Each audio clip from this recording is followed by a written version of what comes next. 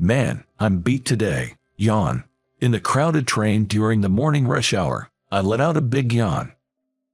Right now, I'm working at a bar until the wee hours of the morning. Until last month, I was working as a salesperson at a food manufacturing company. I worked diligently for 20 years. I was a veteran employee. In my job, I had a good client base and my sales performance wasn't bad. In the past, I even won a CEO's award and was promoted year after year. The shadow cast over my otherwise smooth sailing career began with an incident this spring. It all started when our parent company was caught cutting corners in the product manufacturing process, creating a big scandal. My company, caught in the fallout, cites financial situation worsened. Higher-paid managers were encouraged to take early retirement, and I ended up being indirectly laid off in a roundabout way. The severance pay was meager, and unemployment benefits alone weren't enough to cover living expenses. I didn't have kids, so there was no child support to worry about, but I was paying for not only the house and car loans but also the care expenses for my dad, who was ill and in a facility. I needed to find a job as soon as possible. Any job would do, as long as it provided a stable income. The day after I was told about the layoff, I heard that a longtime employee had quit the bar I always visited after work, so I immediately asked for a job. Working nights came with a decent pay bump. I started working at the bar right after leaving the company. Working late hours is pretty tough, but I've gotten used to it. Tired from work, I rang my home's doorbell. Usually, my wife, Linda, would open the door right away, but this time she didn't come out. What's going on? I used my key to open the door. I'm home. Linda was sitting at the dining table chair. Despite it being morning, the curtains were still drawn, and the room was pitch dark. Sensing the bizarre situation, I called out to her while looking at her back. "Hey, is something wrong?" Then she turned around to face me. "Please, let's get a divorce." She muttered just that and bowed her head. What's going on all of a sudden? I've fallen for someone else, that's why. No matter how much I asked for a reason, she insisted on getting a divorce because she had fallen for someone else. I couldn't comprehend what had happened so suddenly, and I was at a loss for words. Linda and I had been married for 4 years. We were originally from the same hometown and high school classmates, reuniting at a class reunion. Both of us had moved to the city and found out we worked nearby, so we started going out for meals after work. Our relationship quickly developed, and it didn't take long before we decided to get married. After getting married, I didn't want to overburden her, so I asked her to quit her job and become a housewife. Since we married later in life, we hadn't planned on having kids. Linda had worked to her limits and didn't seem to have the energy for child-rearing. We always talked things through and shared our feelings, and I was content thinking we were a happy couple. But that was all my assumption. Who was this person she had fallen for? Since when had she been interested in this person? Or were they already close? I had a ton of questions I wanted to ask. Just give me some time alone, please. In the silent room, I reflected on what my wife had told me. I didn't think I was such a terrible husband to be handed a divorce. I wasn't a drinker, nor did I gamble. I didn't have a history of messing around with other women. I thought I had always been kind to my wife. Thought I had. Since we got married, I had always been busy with work, coming home late every day, and spending weekend just sleeping due to exhaustion, hardly ever finding time to talk. Then I got laid off and started working nights. It had been a long time since we last enjoyed time together. Maybe my wife felt lonely being alone. We never even had time to talk about it. It wouldn't be strange if she found someone else who had what I lacked, something that made her unhappy. It was the result of my failure to make her happy.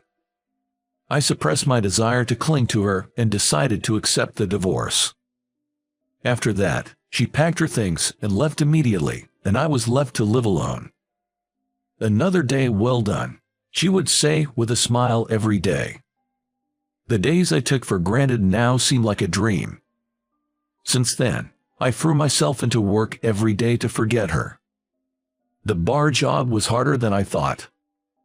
The business hours were from evening till 5 a.m. Open 365 days a year, no days off.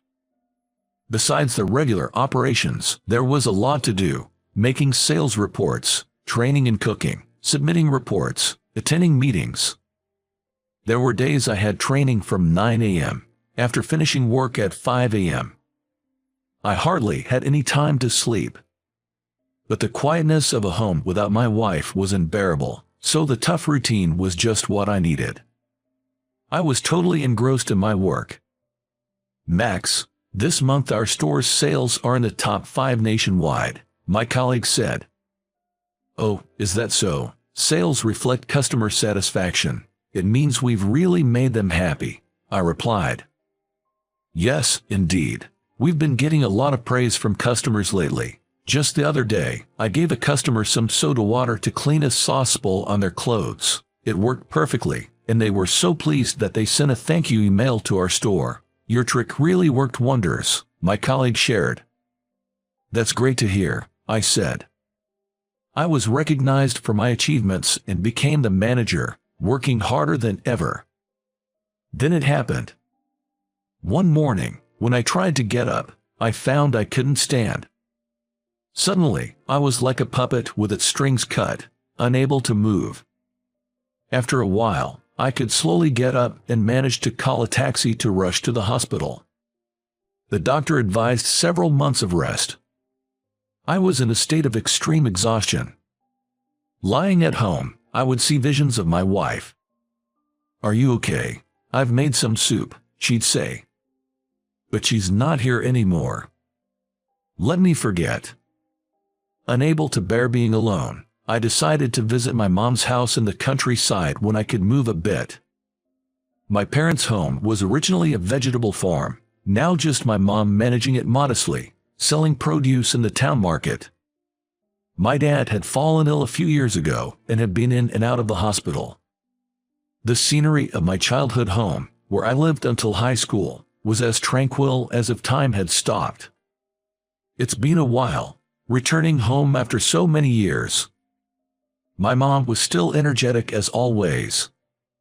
"You got laid off, then suddenly started working all night, and now a divorce. You're just worn out, both physically and mentally. You should rest up here for a while," she said. "Yeah, I will," I agreed. At home, I ate the fresh vegetables my mom grew and just slept, leading a simple life. The clear air in the countryside and delicious vegetables seemed to be healing my tired body and soul.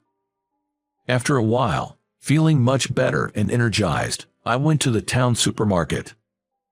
I had been relying on my mom for so long, I decided to cook for her, so I went shopping. Holding a shopping basket full of items, I lined up at the checkout and couldn't believe my eyes. Linda, my ex-wife, was working the cash register. What was Linda doing here? Her hair was longer and she looked thinner, but it was unmistakably Linda. I changed lines to avoid being seen and quickly paid, then went to sit in my car to think about what had just happened. Why is Linda here? Had she returned to her hometown? What happened to the person she said she loved? My mind was in chaos, in a state of panic. I couldn't just let this go. Eventually, I parked my car next to the employee entrance of the supermarket and decided to wait for her to come out and talk to her. Calling her wouldn't make her come out, and I couldn't just show up at her family's home.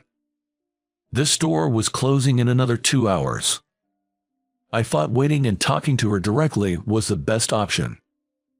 Then, Linda passed by, pulling her bicycle. "Linda!" I shouted, jumping out of the car. Linda looked shocked, her eyes wide open. "Max, what are you doing here?" she asked, looking down, tears welling up in her eyes. "What am I doing? What about you?" She seemed restless as she spoke. "Do you have time tomorrow? I'll email you." "Okay, I'll wait for your message." Then, "See you tomorrow." With those words, she got on her bicycle and left. On my way home, I received an email from her, saying to meet at a cafe near the train station, at noon tomorrow. I spent a sleepless night and headed to the meeting place with my mind in a haze. As I opened the door at the cafe, Linda was already there. She looked tired, with swollen eyelids, maybe from a sleepless night too. I sat down in front of her and ordered a coffee, then quickly drank some water. My heart was pounding, seeing her after such a long time. There were so many things I wanted to ask, but I didn't know where to start. Linda was looking down all the time. There was a long silence. She was the first to break it. "I'm sorry. I couldn't find the words to reply.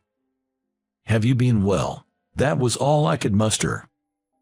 Then she suddenly covered her face with both hands and started crying.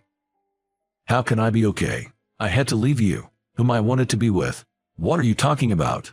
You said you fell for someone else and wanted a divorce," I asked, confused, looking at her crying. Then she started to reveal something shocking. "I never told you, but I have a 3-year-old daughter from my previous marriage. My ex-husband started to believe I was cheating on him, got furious, and demanded a divorce unilaterally. No matter how much I denied it, he wouldn't believe me, and the verbal abuse and fights just increased. I couldn't take it anymore and agreed to the divorce. Of course, I wasn't allowed to see my daughter afterward. Then, out of the blue, I got a call. He was living with his mother, who was taking care of our daughter, but she passed away, and he got ill and said he couldn't take care of her anymore. I couldn't leave my child with him, but I also couldn't bring her to our home. So I thought the only option was to divorce you and go back to my hometown to take care of her." Tears kept falling from her eyes. "I've been struggling every day, wondering what to do. I couldn't bother you with my problems, but I didn't want to leave you. There hasn't been a day I haven't thought of you.